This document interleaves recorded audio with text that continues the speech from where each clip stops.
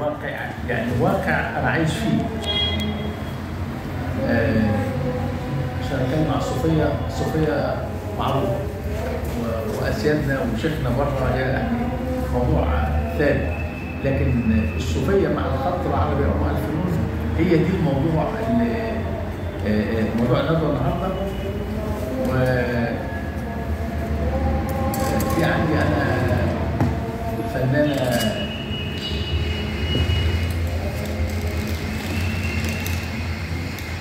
فنانة خط عربي، الفنانة أنطونيلا ليون، دي إيطالية بتكتب خط عربي، وكانت يعني راحت مدرسة خليل الأغا. أنا كنت تلميذ في خليل الأغا سنة 64. هي طبعا صغيرة شوية لكن اتعلمت في خليل الأغا وطلعت تكتب لوحات مع الفنانين بتوع الخط العربي، حوالي 80-90 ألف. واحدة عادية زي أي واحد، ما كانش حد يعرفها. فكان في ندوة عندنا في الدمرداش، أصدقاء متحف بني البلس، هي كانت ضمن الضيوف. هي تعرفني من المعارض بتاعة الخط العربي، أنا بروح كقيمة فنية، أنا ما بشتغلش خطاط، أنا بدرس خط العربي، فبروح قيمة فنية. فشافتني في معرض أو معرضين أو 3. فلما اتقابلنا في الندوه في الدمرداش، فهي بتقول لي الدكتور مصطفى الدمرداش شيخ الطريقه الدمرداشيه، يا دكتور مستر حسن ده شيخ ولا فنان؟ فقال لها هو فنان ايوه، بس هو انا الشيخ وهو كل حاجه، كلمه ادب يعني. فقالت له طب بليز يعني لو سمحت، وخرجت من الاجتماع ده وقالت لي لو سمحت وايه هنا؟ قلت لها هنا بيت الدمرداش، قصر الدمرداش، جامع الدمرداش، خلاوي العباده بتاعتنا بتاع الدمرداش. احنا طريقه صوفيه بقالنا 600 سنه، عندنا كذا وكذا وكذا وكذا. وانا جيت هنا عن ابويا، انا جيت من بره، انا 20 سنه بره مدير مصنع اثاث الماني وبدرس خط عربي في جامعه الملك عبد العزيز خلال 20 سنه. جيت 95 ابويا قال لي امسك مطرحي، فجيت هنا مطرحي بالامر المباشر. فقالت لي انا عايز اعرف كل حاجه، هي طبعا بتتكلم عربي على قدها، لكن انا عايز اعرف كل حاجه هنا في ايه. اتفضلي هنا، ده هنا مقام الدمرداش، انت هنا في قصر الدمرداش، عندنا خلاوي عباده بنستخدمها في المولد بتاعنا، احنا المولد بتاعنا ولا عندنا رق ولا عندنا طبل ولا عندنا علم ولا رايه، احنا المولد بتاعنا التلميذ بيخش الخلوه دي 3 ايام صايم لغايه المغرب، وبنفطره ومعاه ورد بيقراه لا يخرج عن سبحان الله او استغفر الله او لا اله الا الله. ويوم الخميس بيطلع معانا، يكون قضى 3 ايام بتوعه، يحضر معانا الحضره بتاعتنا او الباحيه بتاعتنا يوم الخميس. كل سنه وانت طيب، كل سنه وانت طيب، انتهى المولد بتاعنا. فقالت لي عايز اشوف الخلوه. اتفضل. احنا الحقيقه يعني انا كما تعلمت من ابويا او طريقتنا انه ما فيش حاجه اسمها مسلم ومسيحي عشان ما تدخلوش الجامع ونجاسه وما نجاسه، والكلام اللي ممكن يكون مسلم وابن 60 في 70، مع احترامي لحضراتكم طبعا وانا كل عيوب يعني. فتعالي خش الخلوه، اتفضلي. دخلت الخلوه فقلت لها قالت لي اخش، انا ادخل سك بقى. سكت الباب بعد حوالي تلت ساعه وطلعت. قلت لها والله هنا في مكان بندعي فيه كان الشيخ بيدعي. المقام، قلت لها المقام. قالت لي طيب في ايه تاني؟ قلت لها والله انا عامل متحف لعبد الحليم باشا الدمرداش اللي تبرع بالمستشفى دي. قلت لها تبرع بالمستشفى دي؟ قلت لها اشوف المتحف. جت معايا شافت المتحف. الجلسه خدت حوالي 4 ساعات. فرصه سعيده، فرصه سعيده، انتهت الجلسه ومشوا. تليفونها كلمتني تاني، قالت لي انا عايز اجي اقعد مع حضرتك شويه. اتفضل. جت قعدت معايا في قصر الدمرداش، المكتب بتاعي في قصر الدمرداش. عندي ايتام واراوي المطلقات في مرضى ومرضى سرطان في قصر الدمرداش، بيجوا لي بالنهار ليهم شهريات، او بجيب حقنه او بجيب كيس دم. عندي اكفان لله تعالى، بخش امثل في المستشفى لله تعالى وليه عظيم الشرف. وما تعلقوليش يعني نشان يعني ولا حاجه، انا كل عيوب برضه تاني. فقالت لي كان معاها دكتور ايطالي اسمه جوزيف بيدرس فرنساوي هنا في مصر. ايه الحاجات دي؟ قلت لها دي كفن. يعني ايه كفن؟ قلت لها لما الناس عندنا بتموت مسلم يعني رجل او ست، الرجل له كفن والست ليها كفن. ولما يكون في مشكله في الحبوب يعني بخش انا اغسله في المستشفى. فقلت طب اشوف الكفن، فتحنا الكفن اتفرجت عليه. قالت لي ايه الهدوم اللي متعلقه دي يا مستر حسن؟ قلت لها انا عندي ملابس مستعمله، عندي شوزات الله يحفظكم، عندي حته لحم، عندي حته فرخه، عندي 3 مليم بيطلعوا شهريات او للطوارئ، طلب اي عيان اي حاجه بجيبها له. واحنا قاعدين خلال ال4-5 ساعات دي الناس بتيجي تبدا من تحت. انا في الدور الاولاني بتيجي تكلم الحارس، عم حسن فين؟ المهندس فين؟ والنبي عايزه الشهادات بتاعتي.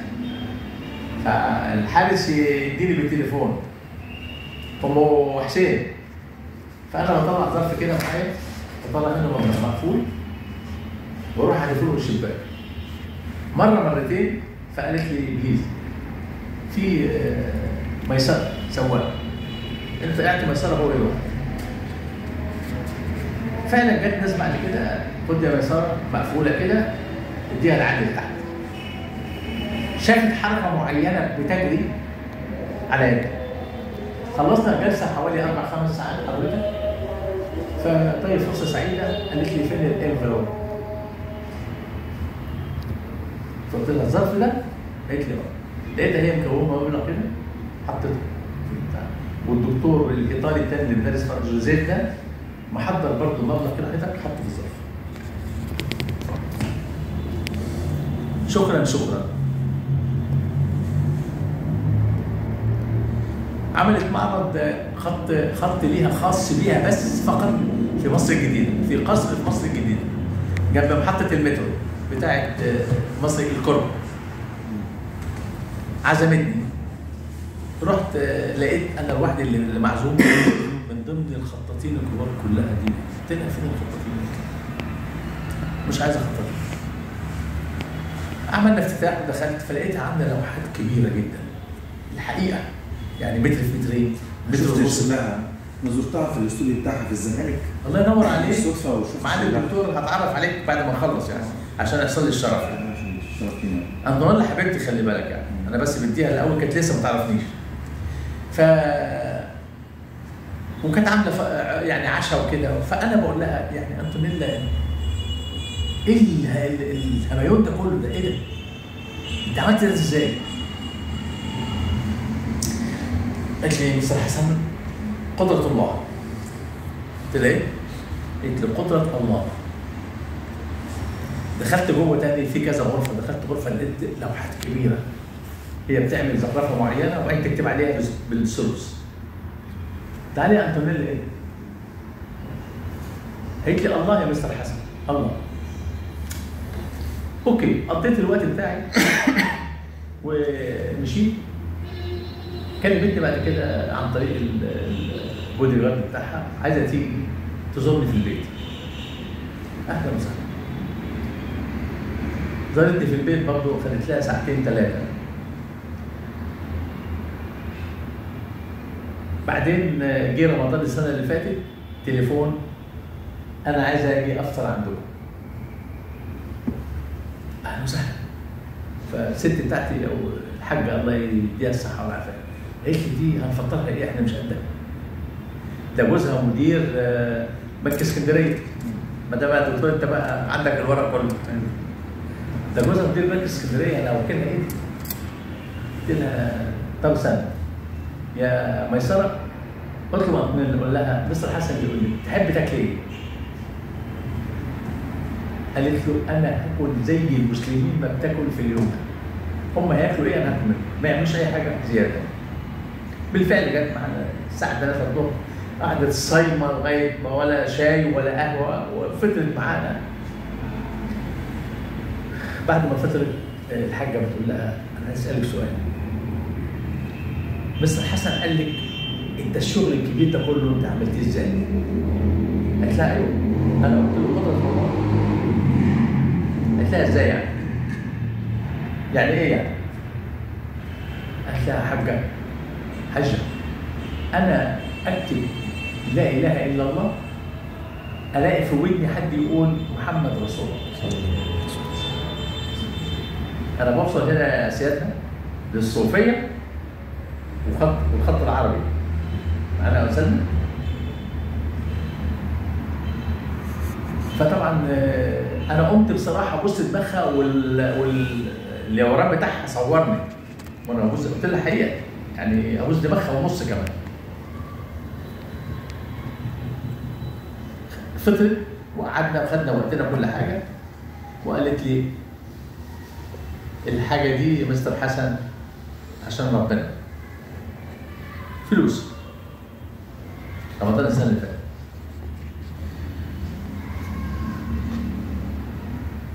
انا رحت لها 3 4 معارض بعد زياره رمضان السنه اللي فاتت دي، لقيتها كل لوحاتها فواتح الصور الف لام ميم حاميم كاف هاء عين صاد قاف. لا كده في حاجه غريبه. تطورنا بعد كده ان تكتب ايات معينه 3 4 ايات مع الرسومات، بتحط الايه بتدخلها. حضرتك يا دكتور انت فاهم كلامي كويس طبعا، ومعانا الفنان الكبير برضه طبعا اساتذتنا يعني. ايوه واسيادنا طبعا العلماء يعني. ف قالت له هات مستر حسن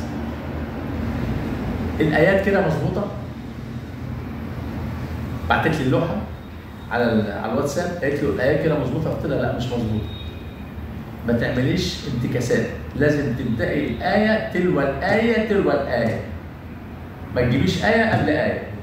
في السور القران ما تجيبيش قل اعوذ برب الفلق قبل قل اعوذ برب الناس او العكس يعني. فبالفعل لغت اللوحه الكبيره دي وراحت كاتبه الايات من تاني بالتسلسل اللي هو في المصحف. بتاع المصحف يا ميسره قول لها المصحف او كذا. انتقلت انطونيلا من لوحات هميوني للوحات قران كامل لم يسبقها اي فنان في مصر هنا بيعمل اللي هي بتعمل. هل حد قال لها اكتبوا قران يا معالي الدكتور؟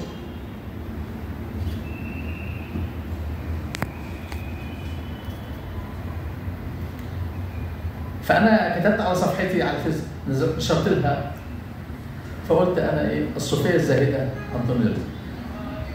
فهاجموني اصحاب الثقون صحابه من الفلاحين يعني وكده، البلاد اللي هي يعني المطريه المنصوره يعني هناك هم كده بيقولوا جلاليب وكده على دماغي من فوق يعني ما تسمحش لنفسك انك تكتب صوفيه زاهده على واحده مسيحيه كافره.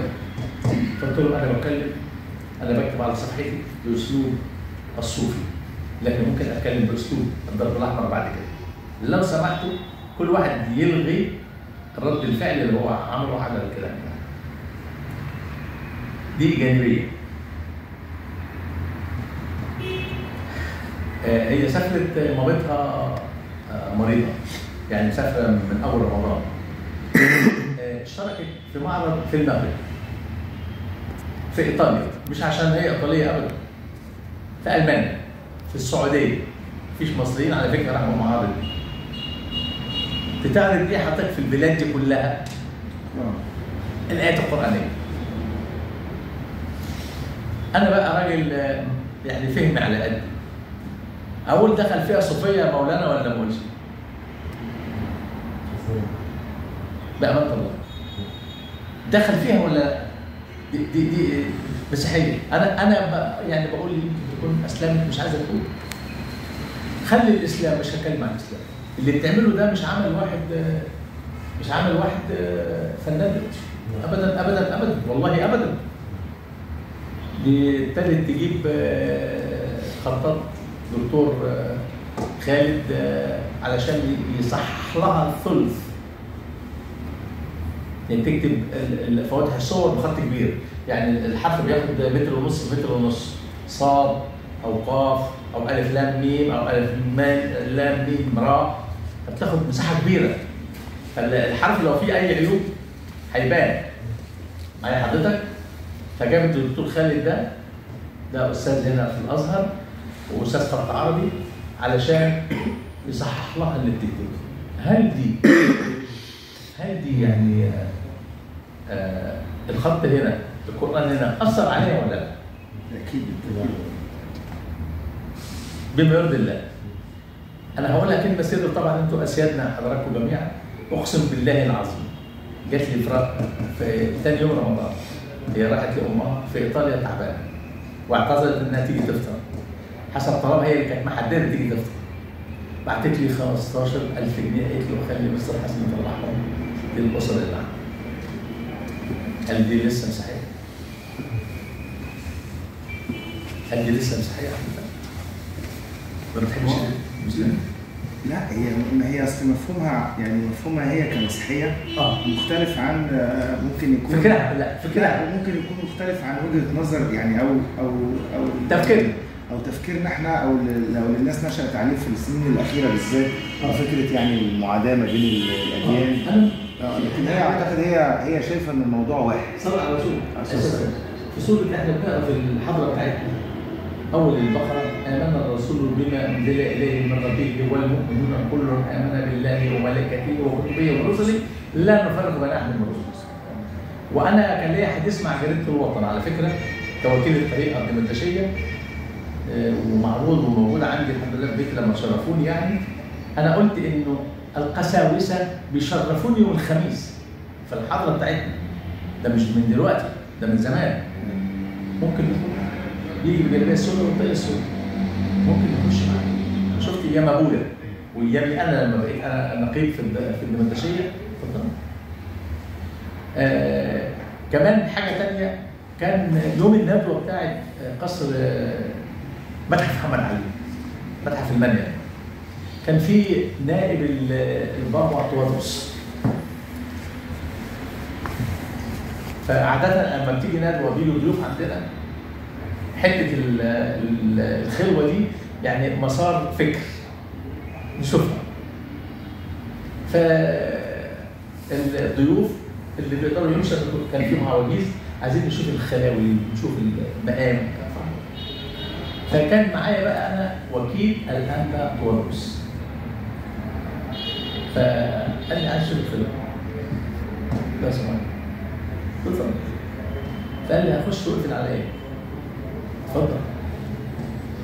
فدخل خد بتاع 10 دقايق كده وخرج. قلت له ايه رايك حضرتك؟ فقال لي يعني حاجه عظيمه. قلت له طبعا دي طبعا عندك كما القلايه عند حضرتك يعني في الدين المسيحي. فقال لي تسمح لي اقبل ايدك يا دكتور حسن؟ قلت له شيخ انت شيخ كبير، تبوس ايدي انا؟ لا. قال لي اتمنى ان الاقي ناس متفتحه تتكلم، تحط الدين في مكانه القيم وتتكلم على مستوى الناس المثقفه يعني. ده موضوع انطونيلا ده انا كنت جايبه هنا هنقوله يعني. في موضوع تاني بتاع مهندس ماريو بتاع الزبالين، منطقه الزبالين. دير الانبا سمعان. دير الانبا سمعان. ايه؟ دير الانبا سمعان. خلي لا المهندس ماريو ده لويس ده كان في اسكندريه. مش ماريو اللي هو النحات؟ لا اللي هو في الدير. انا بتكلم قبل كده. ده قديم. مهندس ماريو كان في اسكندريه. اسكندريه معقل طبعا للايطاليين ولليهود كانت يعني، وكما لو كان كما كان اليهود يعني عندنا في مصر. فماريو كان في اسكندريه. عنده ثقافته الفنيه وديانته طبعا نمره واحد وكل شيء. قعد في اسكندريه شويه فاستهوته المديح، الموالد. راح الموالد بقى يشوف المديح، يسمع المديح. ف لا يعني مش بين يوم وليله بعد وقت كده قال انا ممكن اعمل جامع، ابني جامع. انا مهندس معماري رسام، ارسم لكم جامع واقف على تنفيذه. فيعني برضه المصريين يا عم ابني جامع، خليك في الهندسه بتاعتك انت. ده ماريو روسي. نعم ايوه ماريو روسي. ايوه يعني 10 جامع في الجامعه. ده اشرف اصلا على نهايه الجامع الرفاعي. الرفاعي الاول بقى عمل ايه؟ ما تفكرش تتكلم حضرتك على انا فاكر حاجه قريبه. لا مسجد المرسي والعباس. طبعا. وطبعا ده من اعظم مساجد اسكندريه، لا يضاهيها مسجد تاني. اصلا محجي كمان. نعم يا فندم؟ محجي. ايوه يا فندم، انا اللهم صل على النبي عليه. عباس حميد الثاني بتكمل لي معلومات يعني. ايوه. فاسلم يعني الاول كان استهوته الموالد، لكن هو هل دي مش صوفيه يا معالي الشيخ؟ الصلاة على النبي من غير مجامله. مش ده تاثير من عند ربنا انه نقلوا من هنا لهنا. بتعمل جامع كمان، بتبني جامع واي جامع. جامع المرسي والعباس ده من اعظم مساجد اسكندريه اقسم بالله. فكان الموضوع اللي انا كنت هتكلم فيه النهارده هو الصوفيه والخط العربي. هو الحقيقه هو الصوفيه والفن بشكل عام. بس بالذات يا رسم يا خط، لكن في الخط العربي اكتر حاجه بيسيطر علينا طبعا احنا او ظاهر قدامنا الصوفيه مأثره جدا عند انطونيلا اليوم. والله يعني الله وكيل اللي انا قلته كله يعني في الحرف الواحد. وعلى ماريو اتعمل له كتاب انا جبته عشان مسجد المرسي والعباس. من حق يعني من حقه ان انا اكون اتابعه عمل ايه وكده. احنا في غنى ان احنا نتكلم عن الخط العربي مع احترام حضرتك عشان بس مولانا ايه؟ لا والله لا عشان اسمعك يا حبيبي. يعني في غنى او مش هيثرينا الخط العربي زي الحادثتين الكبار دول، انطونيلا وماريو دول. انا كنت بدرس خط عربي من 74 ل 95 في جامعه الملك عبد العزيز، ولي عظيم الشرف. وكنت مدير مصنع اثاث، لان مهندس ديكور يعني، مدير مصنع اثاث الماني في السعوديه برضه الحمد لله رب العالمين. ولما رجعت هنا 95 بقيت بره الخط خالص، لانه لقيت الموضوع هنا زي ما كنا بنتكلم بره حضرتك سمعت الكلام ان الموضوع وسايط يعني، او اي حد عايز يكتب لوحه يروح الخطاط يقول له اعمل لي لوحه واكتب لي اسمي عليها وادي مثلا 500 جنيه ويخش بيها معرض ويفوز. لا يمثل الحقيقه. فانا يعني انا من التاريخ القديم قوي، انا كنت تلميذ في خليل امل سنه 64.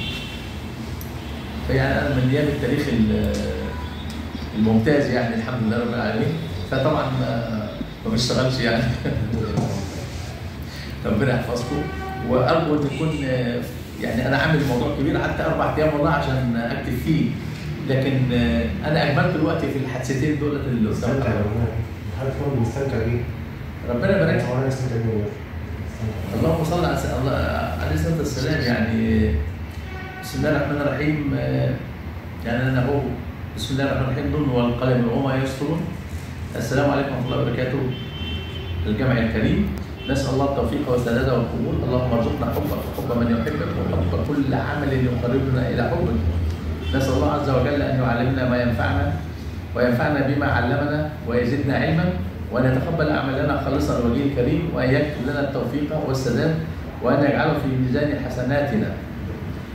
طبعا نقدم آيات الشكر والاجلال لمولانا وشيخنا الكبير سماحه الشيخ طارق الرفاعي، شيخ الطريقه الرفاعيه وشيخ عموم الساده الرفاعيه بجمهوريه مصر العربيه. طبعا عالم كبير يعني، ده هذا الرجل يعني ربنا يبارك له على هذه الدعوه الكريمه. طبعا وانا اقل الناس يا حضرات يعني. والحمد لله رب العالمين بقى ان انا من ابناء الرفاعيه من سنه 61. وبرضه نذكر انه سيد طارق كان عايز يكتب ظروف لشخصيات كبيره في دعوه في المولد، فدعاني قال لو سمحت بس تيجي تكتب لنا الاسماء. فقلت له طيب، فجيت قعدت هنا. فقلت له على فكره انا قعدت هنا من 60 سنه. ليه؟ قلت له اقسم بالله انا هنا من 60 سنه. دي كده قبل ما اخش اكاديمي يعني. انا عامل هنا حوالي 10 لوحات كانوا متعلقين، لكن طبعا يعني اللي خد وعمل كده. انا هنا تلميذ عند الرفاعيه، واخد عهد رفاعي سنه 64 قبل ما اخد عهد دمرداش. وليه عزيز الشرف يا مولانا خلي بالك، فانا رفاعي يعني. ربنا يكرمك. وبعتبر ده تكريم من ربنا طبعا ليا، الحمد لله رب العالمين. يعني فضل عليا يعني.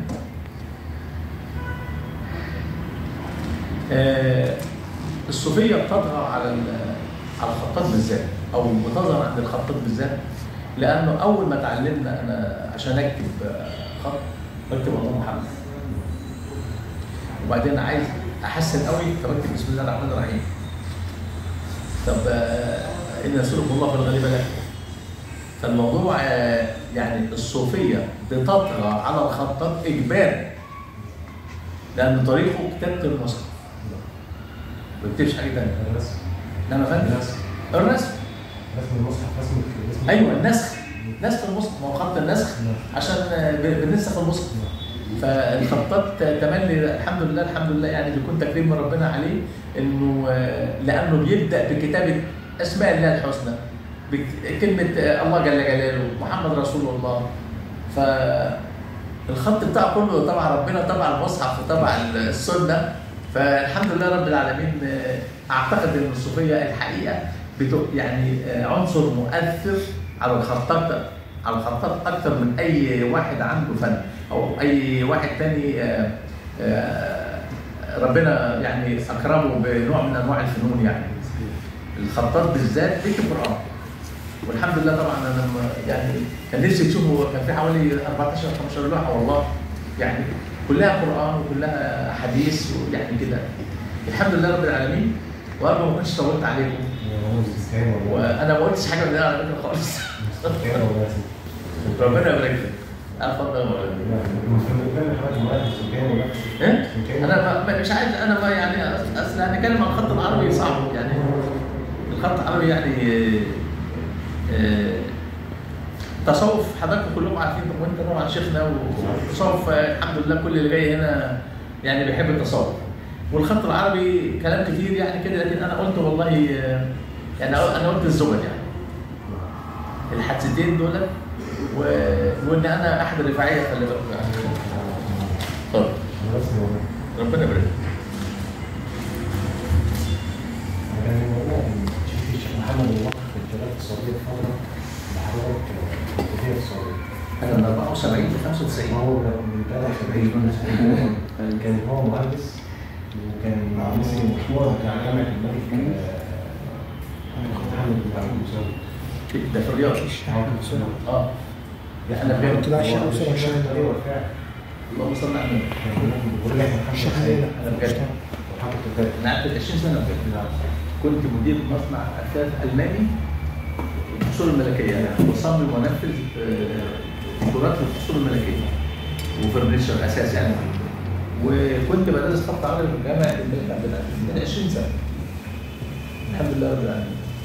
على نفس الفترة اللي ممكن مثلا تعرفها ولا حاجة؟ ما يعني في السعودية خلال حضرتك كنت